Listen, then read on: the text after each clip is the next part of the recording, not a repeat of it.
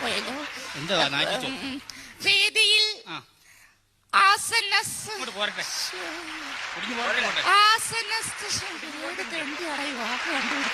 വേദിയിൽ ആസന്നസ്ഥനായിരിക്കുന്ന നമ്മുടെ ബഹുമാനപ്പെട്ട മന്ത്രി, മറ്റ് വിശിഷ്ടാവശിഷ്ടങ്ങൾ, ഞാനിവിടെ വന്നപ്പോഴ് എന്നെ വളരെയധികം പുകഴ്ത്തി പലവരും ഇവിടെ സംസാരിച്ചു. സത്യത്തിൽ ഞാൻ ഒരു കാര്യം നിങ്ങളോട് പറഞ്ഞു കൊള്ളട്ടെ. ഇദ്ദേഹം പറഞ്ഞതുപോലെ ഞാൻ വനിതകളുടെ മാത്രം മെമ്പർ അല്ല, ഞാൻ പുരുഷന്മാരുടെ കൂടി മെമ്പറാണ്.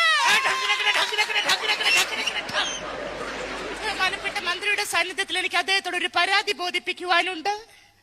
കാരണം നമ്മൾ ദിവസവും രാവിലെ ടിവിയിൽ കണ്ടുകൊണ്ടിരിക്കുന്ന സുപ്രഭാതം പരിപാടി പല സ്ത്രീകളുടെയും തിരക്ക് കാരണം അത് പലർക്കും കാലത്ത് കാണാൻ സാധിക്കാറില്ല.